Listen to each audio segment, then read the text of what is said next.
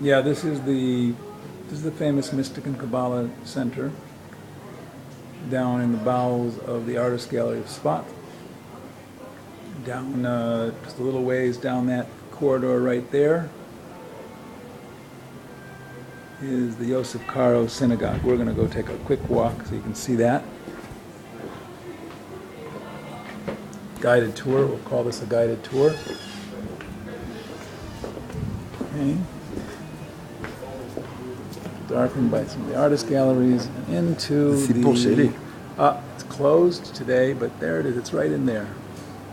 There's a few gentlemen having a quick conversation here. Hello. This is... Shana Tova. Shana Tova. Shana Tova to everybody. Thank you very much. Back to you also. All the best. Thank you. Amen. Now we're going to go back to the outpost, and I'm going to attempt to share with you what the 1 minute Kaballah lecture is all about. Okay, here we go. Okay, so here we have, right there on this little whiteboard here, we have the 1 minute Kaballah lecture. That is the lecture board. Okay? Turn back here now. This is the inside of a little Chabad operation with a jewelry store wrapped around it. Here's the tefillin stand. Learning there, somebody's doing. That's me. And there's a shofar left over from the month of Elul. Do the shofar every day for people. The month of Elul. Nice shofar, easy to blow. Okay. So when people come, they put the tefillin on.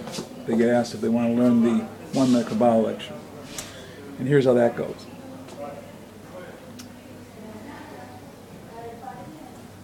God created the world with the use of a light. It's called the Or Ein Sof. And He sustains the world with the Or Ein Sof as well. In order to create a finite world, though, with an infinite light, which is what the Or Ein Sof is, light without end, God had to do something to the light, and that is called the Tzimtzum. Tzimtzum simply means concealment. God conceals His infinite light in order to create a finite world. He does that for a couple of reasons. One, He doesn't want His creation to know He's there. And so He conceals Himself. What does this do ultimately? It sets the stage for free will. Because the people God knew that God was there every second, they wouldn't do wrong. And God set it up, basis of the whole human condition, that we would have the choice between good and bad, light and dark, good and evil ultimately. And that is all made possible through the Tzimtzum. Now the Jewish mission vis-a-vis how God created the world is to ultimately make the Tzimtzum disappear. And how do we do that? The most effective way of doing that is through Torah and mitzvahs. God gave the Torah to the Jewish people and the 7 mitzvahs for the children of Noah, that is the non-Jews, also from the 5 books of Moses, in order to reveal Him and to remove the concealment, remove the tzimtzum. So every time you do a mitzvah, even one little mitzvah, God lets a little bit more light come through the tzimtzum, the curtain, the veil that hides Him.